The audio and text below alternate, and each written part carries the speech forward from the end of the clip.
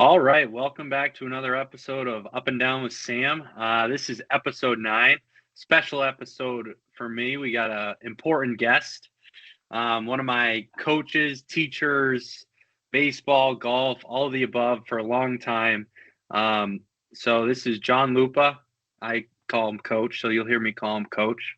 But yeah, he's going to give us a little intro about himself, and then we're going to jump into sports. So, Coach, take it away. Oh, well, thanks for having me, Sam. Yeah. I actually feel like it's a little bit of a privilege because I saw Professor Timmer, I saw the baseball pitcher from Bates Timmer, I saw Uncle Timmer, who's the AD. So that's actually Yep. awesome that you invited me. So thank you. Yeah. Just a quick little background about my playing. I played 3 sports in high school: football, basketball, baseball, and then focused on baseball in college, where I went to Keene State College back when it was Division II. And then since graduation, I have coached for 38 years, whether it's football, golf, baseball. I currently still coach baseball at Keene State College. Um, Yep. and I feel like when you have a connection with kids, you can coach whatever you want. And one of the hmm things I think this is one of the reasons why Sam had me on today is because I'm not a homer and I'll tell everybody exactly how it is about their team or their sport or whatever it might be. Yeah. Yeah, that's true. You do say it as it is. I love it. But yeah, you've coached and taught me for a long time, and I'm just happy to have you on. This is gonna be fun. So we're gonna jump right in. We're doing a little name change here on the podcast, just for a little behind the scenes. I'm changing the name from buzzer beaters to the cut line because it's a little more golf oriented. So starting with our cut line, Michigan, UConn. National champions, Michigan come out on top. The Big Ten, huge win for them as a conference. Break that streak for what is 26 years since Michigan State won it.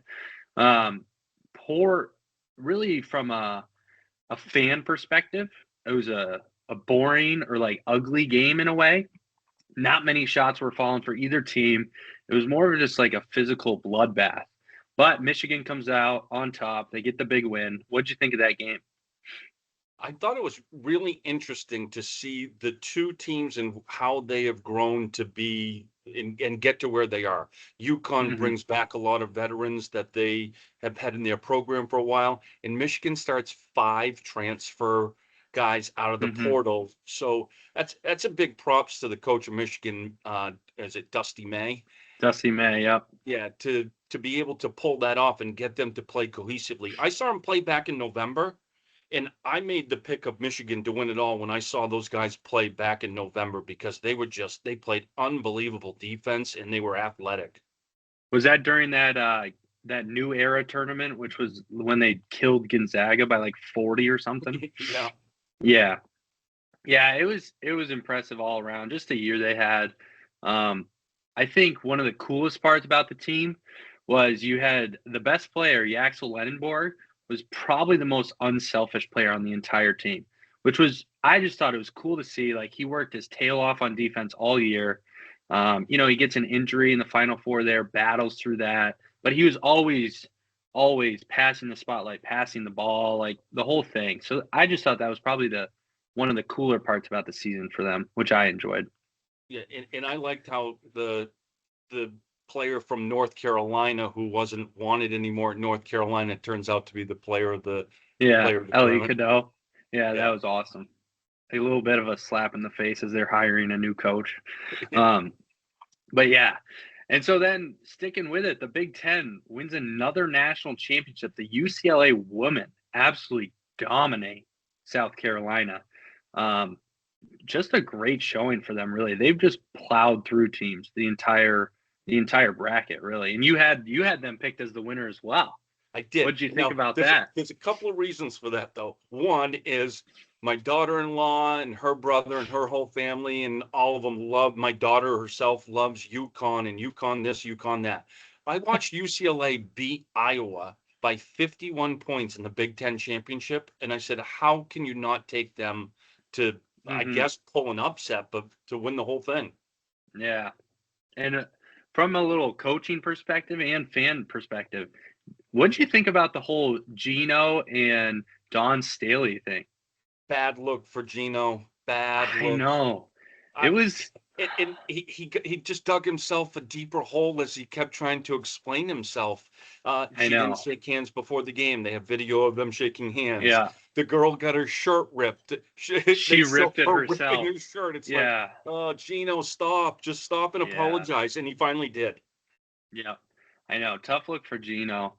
And then I thought the best comment though of the weekend was Dan Hurley got asked about it. He's like, I must be rubbing off on him. Yeah. So that was funny. Dan Hurley is psychotic, but he's a great coach. And now our last cut line of the day, D3 national champs. Now, I'm a D3 golfer, so I got to throw a little D3 in here every once in a while. Mary Washington wins the men's basketball D3 national championship on a buzzer beater over Emory. Both teams had only had 3 losses at that point. Guy drives baseline, trips practically, and like throws up a flail, air ball right to his buddy who's sitting under the basket, and he just tapped it in. It was a pretty crazy win for them. I mean, obviously winning the national championship at the buzzer is crazy. Now, this is way too many years ago for you to remember, but if you have, we have some older listeners here. 1983, North Carolina State and Jimmy V's coaching against Houston, and the same thing happened. Guy took a deep shot. It was an air ball, and next thing you know, the Guys right NC underneath. State kid, yeah, and Yeah. lays it in for the win. The biggest upset, one of the biggest upsets ever, I think, in a final. Yeah. So pretty cool stuff for Mary Washington there. I remember Calvin hosted a Great Lakes tournament. It's like a pretty big tournament. And we like a bunch of good teams came, but Emory was one of those teams. And I remember watching them and I was like, man, they are like well coached. And this was last year. Well, But yeah, and they were down like 13 with less than 5 minutes to play in the game. So hats off to them too for yeah, like getting it to that point. battling. Yeah, for sure. So congrats to them. And now we're gonna go a little MLB route because coach is he's a baseball guy at heart. And so for our first stripe of the week, we're gonna look at MLB opening couple of weeks. As expected, Yankees, Dodgers, Brewers, all dominant, all off to a hot start. And then a kind of a surprise team I'll throw in there is the Pirates. After that first game when they made like 3 errors in the first inning and Paul Skeens gets pulled, I didn't know if they were gonna win. I mean, obviously they were gonna win a game this year, but I mean that was horrid to watch. And now they're sitting at I think it's 7-3 right now, which is pretty impressive. What do you think of that? And what do you think of the top Well, teams here? so I say this all the time, especially this early in the season. We're 10 games in to 162 game schedule. But when the one stat I look at early on, always with baseball, is the run differential. And when you Mm-hmm. look at the Yankees and the Dodgers, they're like 27 and 30 respectively. But when you look at the Pirates, they're only +6. When you look Okay. at the Brewers are +30. Mm-hmm. And if you see me looking up this way a little bit, the Red Sox and Brewers are on right now. So, and that's actually a great pitching matchup tonight. But yeah, that run differential, like the Cincinnati Reds, they're off to an okay start too. They're -2 run differential. So Okay. I think in a short window or short sample, the 10 game sample, things obviously can be, you get one Yeah. blowout one way or the other. But over the course of the year, it's usually those teams with the best run differential that are at the top. Yeah. And I just got to get into it. I've been waiting to talk about this all week. My shank of the week is the Boston Red Sox. Now, I was going to come on here and have like a list of some teams with tough starts and all this stuff. And I started with the Red Sox and I was like, you know what? I'm just going to talk about the Red Sox. First of all, just an abysmal start. 2 wins so far. It's been terrible. 2-7. They're playing tonight. The fans at Fenway are chanting "Sell the team," which is 100% accurate. The Fenway Sports Group, aka John Henry, sell the team, please. We have the highest ticket price in the entire MLB, and yet we pay players. We pay players like we're the Tampa Bay Devil Rays. Like it's uncanny. So that's the start. Ownership has got to go. Then we're going to look into Craig Breslow. Peace. See ya. Don't want to see you in Boston again. Pack your bags. And then Alex Cora, same thing. Like, see ya, Alex. You're terrible. Just as bad. But I wanted to look at the roster here because I was thinking, I was like, well, what players would I keep? Because I'm ready for a complete, like, sell the team, get rid of the manager, get rid of everybody. So then I was like, oh, maybe I'll look at the roster. Chapman, sell him. He's phenomenal, but you got no reason to have him if you're not going to be in any games. So get rid of him. I like Garrett Crochet. I'd keep him, but same thing. If you're not going to be in any games, you don't need an ace right now. Okay? And we move down. Sonny Gray, see ya. Hit the road. Zach Kelly, peace. Never see you again. Greg Wiesert. If I see that guy step onto the mound in Boston one more time and give up an absolute swanton bomb, I'm going to lose it. Get him out of Boston. My goodness. Carlos Narvaez, for some reason, he had like some weird thing with the Alex Cora, and he's not playing. So, peace. Connor Wong, peace. Wilson Contreras, don't even get me going. He got hit by a pitch, and he acted like he was Mr. Tough Guy and went and cleated someone at second. Peace. See ya. Get out of here. We don't need that here. The only guys that I look at and I say, we have to keep them. Marcelo Mayer, he should be in the lineup every single night. That's the other thing with the Red Sox. The whole lefty, righty, we're going to try and match them up. Like, Marcelo's one of your better players. He can actually play the infield, unlike Trevor Story. Like, can we please just play Marcelo? I need a breather. And then my two other guys, last two guys, I keep Roman Anthony, obviously. I mean, he's going to be an MVP one day. And I love Wilyer. I love Wilyer Abreu. I think he's a dog. Those three guys can stay. Everyone else, pack your bags, get out of Boston, go find some AAA team that wants you because you shouldn't be in the majors, and you can take Alex Cora with you. All right. Handing it over to you. Whoa. Hey, you forgot someone. Listen, if you're going to go out and pay a free agent to come and be a pitcher for you, what are we doing with Ranger? Aren't we sending him out with the rest of them? Yeah, he 100%. Ranger Suarez, see ya. Peace. Yeah, we don't need that. Only because he chews up 200 innings. It doesn't mean they're good 200 innings. No. The one I do keep, though, is Cedeno. Okay. You like him? I think he has a little bit of Mookie Betts in him. And I'm not calling him Mookie Betts, but he has some Mookie in him. He came through last year like 5 or 6 times with some real clutch hits, clutch home run down the stretch. He can play great defense. He can play shortstop. He can play second. He can play center field because he's flies. But I definitely keep him, Anthony, build around those guys, and start trading. But it's time. Like, I hate to overreact, but it's time. I mean, this is an embarrassing. You know, the other thing that really irks me about this whole situation is you let Alex Bregman. Well, hold on, rewind. You trade Rafael Devers, ruin that relationship. You trade him to have Bregman play third base and play the whole year last year. And then you let him walk over, like, I think it was like $5 million difference. I mean, are you kidding me? Not only that, they didn't even take it seriously. He told them what they offered. The Cubs offered him, and they're like, we don't think that's what we think. You're just trying to highball us. And let him walk. Yeah. That's a joke. That's the one. I actually agreed with getting rid of Devers. I think he was a cancer in the locker room. Guys didn't like how he played, how he acted.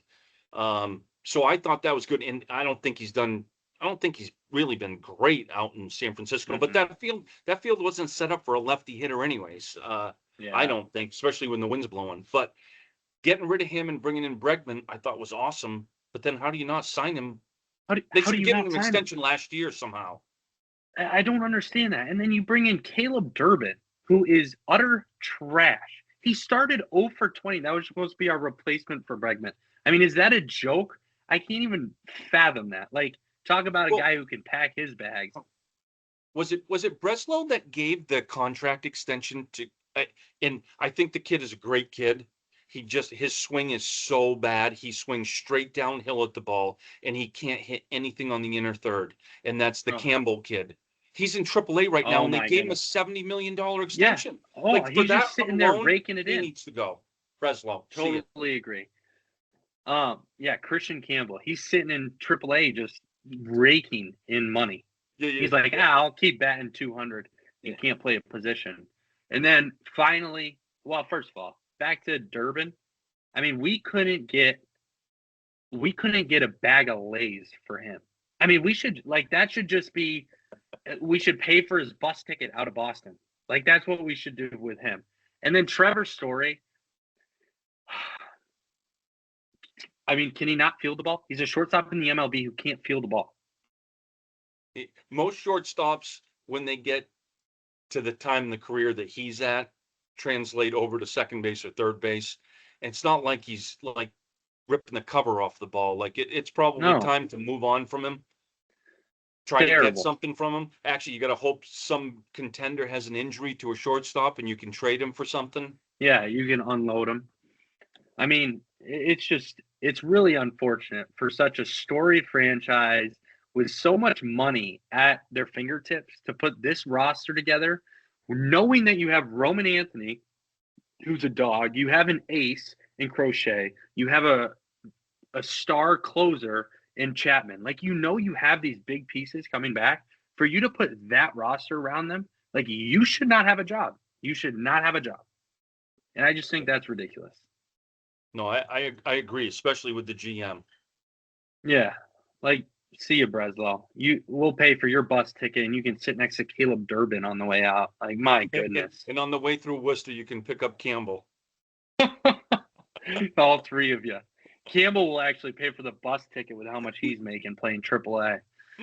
Oh, what a disaster those Red Sox are.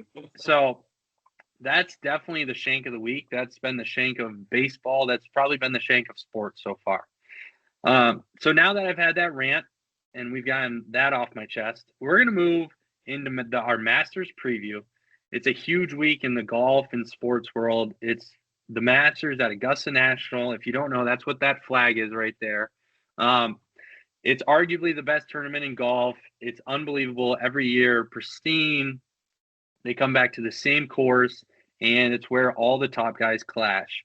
And so we're going to start with a little look into the favorites. So I'm going to ask you. You give me your favorites headed into this week. All right. So I'm not going to go with the obvious, your guy, because I actually have something. And for some strange reason, Sam, I got two of these sent to me in the mail yesterday. And it says from the Golf Channel. And I don't know if you'll be able to see it from upside down, but I'm going to save one for you and you can have it. It's Nice. from Golf Pass, and it's your boy Rory. See that? Wow. Yeah. And at That's the awesome. at the bottom of it, it shows all the four different majors that he won with the year, etc., for the Grand Slam. That's sick. And on the outside of it, it made it look like it was a collector's item. So for some reason, they sent me two. So the first thing I thought of was your sports marketing project with Rory, and I said, Sammy's getting one of these. That is awesome. So I've got one of those for you. So I'm gonna stay away from the favorites like a Rory or a Scotty, your other guy. And just take the two best guys. It's like taking the Dodgers and the Yankees every year. But anyways, I'm going with Ludwig. Okay. I just think he played well last week. He's been playing well. I watched him in the TGL for a while. I just like his game. And if he can keep his putter going, I think he's going to be tough this week. Crazy stat from Ludwig is he's played in 2 Masters and he's come in 2nd and 7th. I mean, those are 2 legit starts on your Masters journey. So when I look at the favorites, Scotty's coming off having a kid. So I think he figured out his driver a little bit. I think he'll be good. I think he'll be in contention. Then you got Rory, obviously, defending the green jacket. You got to give him props. And then you look, even though I can't stand Live Golf, you look at Live, and you got Bryson and John Rahm. And these guys are playing very good golf. John Rahm specifically, although Bryson's won a couple of times as well. So when I look at those top dogs, I think John Rahm is a major name to look at. I really do. I think if I had to pick someone to come out here and win this, I think it's him. And the reason why is he's had, I think it's like 10 consecutive tournaments in the top 10 or top 5 of Live, and he's won a few. And they moved to 72 holes. Oh, we got timeout. 30-second or full? 30. Okay, 30. All right, quick one. All right. Who are the top 10 golfers on Live? Listen, I don't disagree with that. I mean, we probably couldn't even come up with the top 10, but I don't disagree with that. But I just think he's playing some good golf right now. He's a guy who's won the Masters. He's a previous champion, and he has a lot of good finishes at the Masters. So I look at John Rahm as if I'm going to put down $100 on someone, that would be my pick this week. All right. But then a couple other names, I titled them as guys on heaters. Your guy Ludwig, Cam Young is on a heater, but hasn't had a good Masters finish. So I'm really interested to see how he fares this week because he's playing phenomenal golf, won the Players. So where's he going to end up? Matthew Fitzpatrick, interesting guy to watch this week. Cross-handed chipping, which is tough to watch, but he's playing well. He's played well in some big tournaments. And then J.J. Spawn coming off the win last week at the Valero Open. We'll see how he fares as well. You got something for that? Yeah. So knowing we were going to talk Masters, and I wanted to make some intelligent conversation and some picks.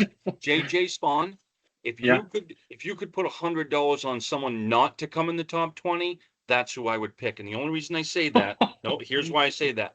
No one has gone back to back winning the Valero and then the next week winning the Masters since Phil Mickelson did it back in 2006. Okay. So it's one of those you get the win, and it's a big win for you. It was a huge win for him last week. You end up hitting a little bit of a wall, and now you got to gear up for the Masters. So I throw him out of your guys that might be in contention. When you mention Cam Young, if you know this as well as I do, if you don't like a course or you're not comfortable with a course or a couple of holes, it's not going to fare well for you. So that's why I think he hasn't done well at the Masters. I think there's some configurations to things that he just doesn't like and doesn't fit his game. Yeah, I like that. I think an interesting thing, I got a question for you. If you have a golfer and you're either the caddy or the agent, etc., whatever it may be, guy in position, would you have them play in the Valero the week before? Here's why. It depends. You tell me where I am on the money list, and you tell me where I am points-wise for the FedEx Cup, and I'll tell you, yes, you need to, or no, we need to go practice. So if you're J.J. Spawn, do you play? I probably do play in hopes to get the win because now that secures so much more down the line. And knowing some of the top golfers aren't there, it's sort of like the Myrtle Beach one flight championship. It's PGA championship. You go and win that. If you're was it Joel Damon said that once? Oh. Like, hey, Joel, 35th. Can you win at Torrey Pines? Can you win here? He's like, no, but they pay. Why do you play then? Because they pay me a lot for coming in 30th. Yeah, he's like, someone's got to be 30th. I'm happy to be it. Yeah. I think that's interesting. So outside of those top, top guys that really think you have a chance, it's probably a good idea to go play that because, like you said, opens a lot of doors. Obviously, it's a lot of money when you win. But now we're going to go into a little dark horses. So these are some names that I came up with who aren't guys being talked about, aren't guys, being picked in your pick'em pools. But I think guys that really do have a chance this week and could surprise a few people. So I'm starting with Justin Rose. Although he is in the top 10 of official world golf rankings, people usually overlook him when it comes to big tournaments like this. But I really think he has a real shot this week. He loves the Masters. He's played phenomenal in the Masters his whole career. He gets overlooked because Rory won, but he battled last year to be in that playoff, had a bunch of great rounds, was leading the first 2 days. And he's always that guy that comes out and he shoots that first good number. It's like Justin Rose, top of the leaderboard, 500, whatever it is. And so I think he's a guy this week to really look at, to maybe he gets over that hump in terms of a big win recently. Later in his career, Maybe pull like a little Phil Mickelson when Phil won at Key Island, right? Kind of a move like that. What do you think about Jay Rose? I love that pick for a dark horse from you. I thought I was actually, I know this, you're going to get mad at this, Sammy, but I was actually pulling for him last year. I Oh, thought, wow. I know. And then now that it's been a year, though, I'm glad Rory won it. And Rory Mm-hmm. actually made this. Did you see the story he came out with today about he Mm-hmm. was pulling into practice last year on Tuesday, and he slowed down and stopped because he saw the champions dinner was starting and he didn't want to make it awkward because he's not at the champions dinner. Yeah. And he said, luckily this year I'm at the champions dinner. So that was actually, Yeah. I'm glad he did win it, but I always pull for Justin Rose. I think he's a class act. I think he's a good golfer. He's one of those Mm-hmm. guys that has been doing it for a long period of time and had success. So I think Yeah. that's a great pick.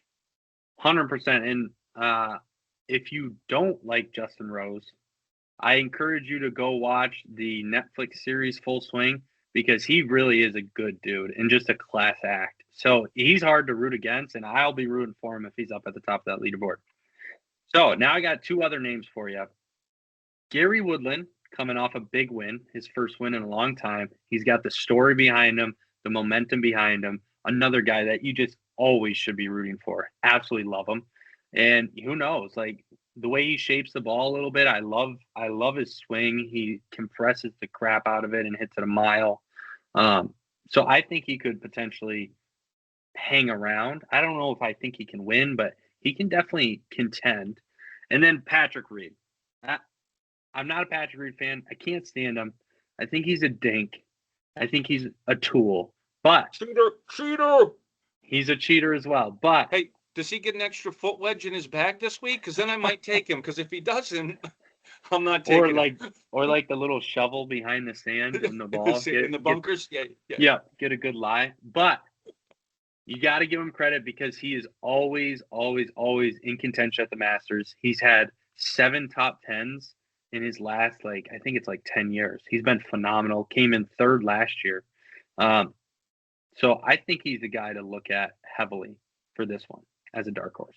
All right. The only thing I'm going to disagree with that, and I'm going to say this: I think he's one of those guys that like when I coached golf for 3 years, I'd be like, hey, how did so and so shoot, or how did so and so when they weren't with people, or they weren't with a coach, or they weren't with someone, they'd shoot 37s, 38s all the time. Then all of a sudden, you go out with them, they're shooting 44s and 45s. It's like, what happened to your swing? So I don't Oh like my no goodness. Patrick Reed, no good. But Mm. the dark horse I'm going to give you is, and I don't know how to pronounce his name.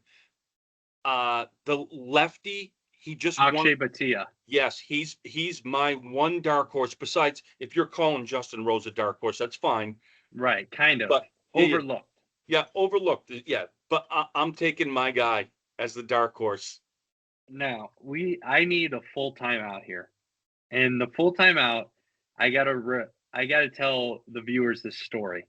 Back in high school golf, it was my sophomore year. Um, we had a group of it was quite the group, a lot of funny guys, a lot of good characters. And I'm not going to name any names, but there was one kid who played behind our tournament once because we had a home match, and he played behind us because he didn't make the lineup, and he shot like even par, and he was playing by himself. And I was up in the lineup, so like we used to have conversations about stuff like that, etc., in terms of lineup and stuff. Um, and so I remember looking at your face and being like, "Oh boy," and you said to him, "All right, you're playing with me tomorrow," and the next day he shot like 48, same golf course, same conditions, and every time I would turn around, it was just him like in a horrid spot, and you just standing next to him like this, just staring at him, watching him, and I was just dying laughing. And Well, I'll never forget that story. That is one of the best stories of my golf career. here's the thing: if you can't play with your coach under pressure, how are we going to play in the state tournament or a state, you know what I mean, for a state Yeah. championship or individual? So you've got to put some pressure on your own. We say that about the college baseball guys all the time. We actually we got rained out this past weekend. So on Saturday, we had a little inter squad with our top pitchers pitching against our top hitters, and it Mm-hmm. made our guys uncomfortable a little bit. And it's like it's the best game scenario or high Right. pressure performance you can have. So that's the main Mm-hmm. reason why I did it, to see is it's really legit. I think part of the reason too was to mess with him. Oh man, he folded. It was so funny. I couldn't get over that. I was dying laughing. I went home and was like, "Dad, you got to hear this story." So that's an all-timer. All right. So we're into moving day. You already heard our picks. I got John Rahm, you got Ludwig. We're going to pick 5 locks for this week for the top 20. So, if you're trying to help a listener in their fantasy league, their fantasy masters league, who are you telling them for the top 20? Give it to me. All right. So obviously Rory. Yep. I Okay. have I have Bryson. I think Bryson has a legit shot of winning the whole thing. And then I actually had this down. I have Justin Rose. He's Okay. Yep. always up near the top. And then the two that I have that we haven't mentioned, and I just think one of them is due, and one of them has been playing phenomenal over the past year, and that is Victor Oh, Hovland, and interesting. the other one is Goddard. Yeah, Chris Goddard has been playing really good. That's a great pick. I like the Chris Goddard pick. Victor Hovland's an interesting pick. Although I think historically he plays well at the Masters. Yeah. So I like your picks. Victor Hovland could get a little dicey. I'm interested to see that one. But so I got John Rahm obviously as the winner, so I'm not going to put him in my top 20.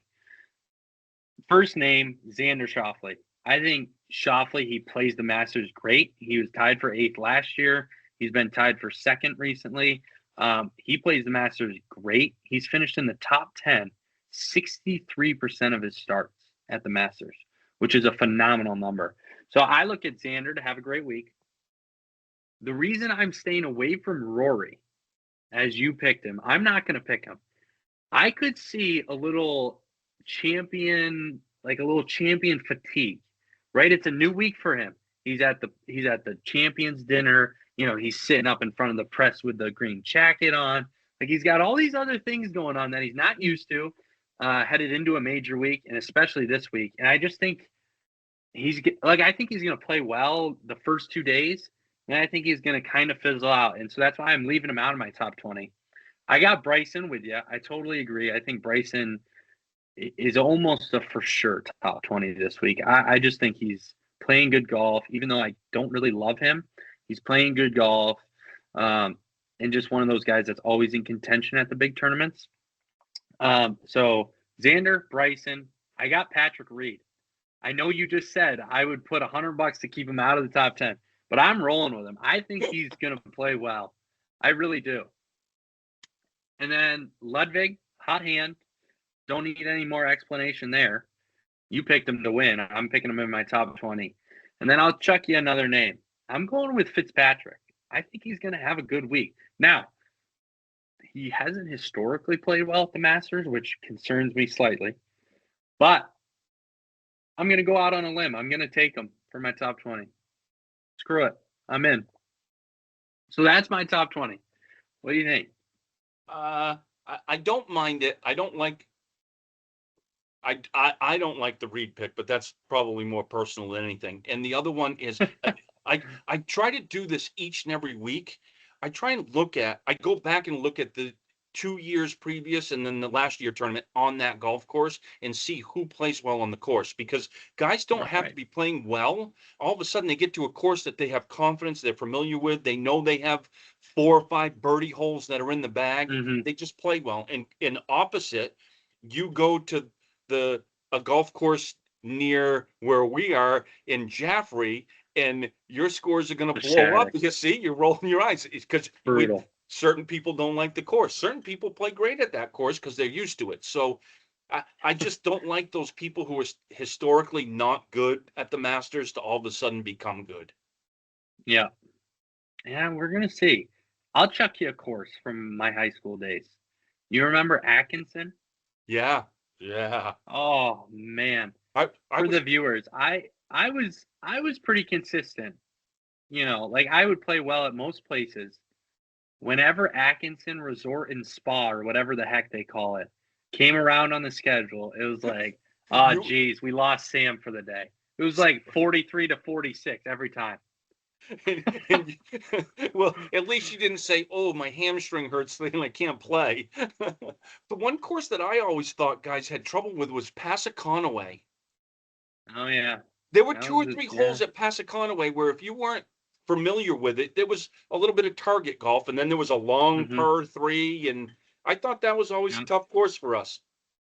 Yeah. I For people who didn't play high school golf, it is probably one of the more fun experiences you could Oh, have in life. I mean, especially with the team we put together, we had a bunch of clowns and like you just walk down some of those fairways and you're looking at I'm trying to take it serious, right? Like and I look over and like I'm watching my buddy like walk with his head down. Owen Avalotis. Shout out to Owen. One oh, time ripped his 9-iron right over his knee, right in half. Like there are just so many funny stories from high school golf that are just amazing. That was actually at Atkinson too. He said I was sick of hitting it right, so I snapped it. Um, but anyway, out of our high school golf memories, now, usually the viewers know I do Go Pack on the Go, which is my Packers segment. And they're driving me crazy right now. And I'm not going to get into it because I already gave you one rant with the Red Sox. We're going to give Coach Luopa the floor with Raiders on the go. I'm only doing this because I like you, because usually this is just a Packers segment. But I'm giving you Raiders on the go. You're a huge Raiders fan. I want to hear what you think of their offseason and all their spending, what you think of Max Crosby coming back because of a failed physical, and then what you think of taking Mendoza at number one. all right. So to start with, the Crosby thing was all on the Ravens, 100%. Um, and I actually thought it was very professional of how Max Crosby handled it and the Raiders handled it to say, we're welcoming you back with open arms. We want you here. Right. Obviously, if you can get 2 first rounders for him, you're going to do 2 first rounders for him, Mm-hmm. which would have made a little bit of a difference in the draft, if you ask me. I personally like all the linebackers and some of the edge guys they brought in. Not so sure about some of the skilled positions, but I think that's what they're loading up the draft for. If it were Mm-hmm. me, I did this on Pro Football Network, does a draft simulator with free trades. You should do Mm-hmm. it. I've done your Packers too. It's not looking good for you. But if I'm the Raiders, I trade the first pick. The Jets would love the first pick. Wow. The Cardinals would love the first pick. I think Mendoza, in in 10 years, you're going to be able to say, remember that podcast Coach Lupo was on? Mendoza is going to be a mediocre quarterback. He is not going to be anything special in the NFL. Wow. Nope, he's not. If you stack up his numbers and everything he did, not just in 1 year at Indiana, but over his span and what he's going to do in the NFL, he's going to be an okay quarterback. He is not going to be like the guy that can bring Right. you over the edge. With that, you can set yourself up long term. The Jets have 2 first and obviously the 33rd, so the first pick in the second round. If they're willing to Right. give those 3 picks up for the number one, you jump at it. You can get so much offensive line help. You can get a couple of top receivers if you wanted them, and it would set your team up for That bet. they have Kirk Cousins. I'm gonna listen. Kirk Oh. Cousins, nope, nope. Kirk Cousins, if he had Oh. stayed with Minnesota, it would have been a difference in Minnesota. You know that as a Packers fan. Now, with that being said, he can be the guy that helps us get a better draft pick next year to get Sayan or Arch Manning or one of the other guys that's coming out in next year's draft. That's what the Raiders should do for long-term success. Okay. So you don't love this quarterback draft. No, You're no, you're not a Ty Simpson guy. no. No. That Most listen. most years, Ty Simpson would go in the third or fourth round. I totally am with you. I'm not a Ty Simpson guy either, but I just think it would be so classic Jets if they pick Ty Simpson and are terrible for the next, like, again, 5-6 years until they get another. Why would the Jets take him though? They got their guy that they drafted 12 years ago in Geno Smith back. Geno. Yeah, but he's going to be terrible now that he's back with that organization. Yeah. Listen, you watched Geno play a little bit on the Raiders. Yeah, I know. It was brutal. But then you watch him with Seattle, and he was actually okay. But that's like Sam Darnold. Sam Darnold was so bad for the Jets and so bad all over. Then all of a sudden he goes to Minnesota, has a great year, and then goes out to Seattle and wins a Super Bowl. So It's not all those guys have some talent. It's a matter of mixing them with the right offense, the right offensive coach, and the right head coach. Right. Speaking of coach, how do we feel about no more Pete Carroll and your guy coming in there from Seattle? Yeah, we like that. And I say that Pete Carroll's a great guy. He's done a lot in his career. I remember him when he went 2-14 with the Patriots one year. I remember winning a national championship at USC. He's one of those guys, and I know he's won a Super Bowl, but he's one of those guys that he should have stayed in college. It's like Nick Saban. Nick Saban tried the pros. It wasn't for him. We haven't talked about it, and we probably won't. But North Carolina hired Bill Belichick, and then they just hired Malone to coach basketball. They're two professional guys that are coming into college. I don't think it's going to work. That AD won't last long, I don't think, over there at UNC. Yeah. But Clint Kubiak, I think he's a good coach. I think that's a good pickup for the Raiders. Was an offensive guy, has always been an offensive guy, correct? Yeah. So answer this. If you're going to take Mendoza, why are you paying Kirk Cousins to come in to tutor him? If you're Kubiak, aren't you just tutoring him yourself? It's interesting. Kirk wasn't a great tutor for Penix down in Atlanta. Yeah, Penix is just a disaster. What's interesting to me, well, first off, I'm going to start with Kirk Cousins. Kirk Cousins is one of the highest, accumulation of money all time. Yeah. And he has had the most mediocre, average to below average NFL career. Hey, welcome Mendoza. Exact same type of quarterback. Right, like a Ryan Tannehill.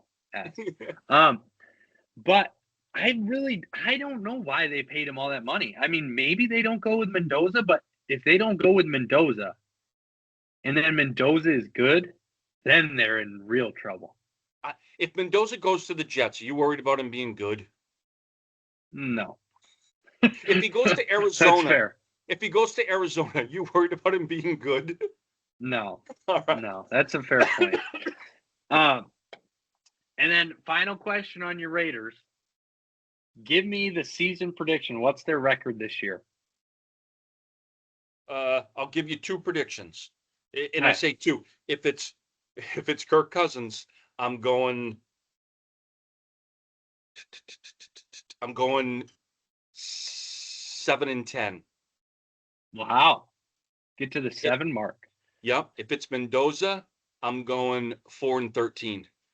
Oh, wow. So Kirk Cousins brings 3 more wins to the table than Mendoza. No, here's what Kirk Cousins will do. Yeah, he'll bring 3 more easily, just for veteranness. But he then allows you to take 2 or 3 more players in the draft because you didn't take Mendoza, and you can get a Malik Lemon or Chris Brazel, the tall receiver from Tennessee, or something like that, with that 33rd pick. Maybe you might have to use him with the 16th or whatever it might be. But you're going to have better weapons around him. If you take Mendoza with 1, who's he throwing to? He's got Brock Bowers. Yeah, that's it. That's all he's got. That's it. And Ashton Genty back there. Yeah, he's averaging 2.3 yards a carry. Did you like that pick last year? I did. But what I don't like is the offensive line. Yeah. I mean, it's been proven. Yeah, if you can stockpile the draft picks and bump up that offensive line, now Genty's going to be there, and then your quarterback will have some weapons. I think it's been proven over and over again that running backs and quarterbacks, they just need an offensive line to succeed. Like, you look at the Eagles as a perfect example. Saquon Barkley with the Giants, he's always hurt. He's inconsistent in and out. He goes to the Eagles, and it's like he's like one of the great, like, unbelievable season, greatest. Like, I just think it's so crucial to have that offense line. So I think you're right on that. I think Genty will be fine. I It's think you just guys are building a good young core. I'm that's just very, not very interested. those aren't the sexy draft picks when you take the offensive lineman or the Right. defensive lineman. They're the ones that Yeah, make they you don't win. make the headlines. Yeah. Well, that's all we got for today. Coach, thanks for coming on. I really appreciate it. I had a ton of fun. So yeah, thanks for coming. Yeah, thanks for having me. I look forward to watching the Masters and having you chirp me on the on Oh, my I'm gonna be phone. texting you on your picks. Don't worry, I'll be texting you. And then to the listeners, thanks for listening again. Like, subscribe. We appreciate you. It's been fun, and that's all we got for episode 9.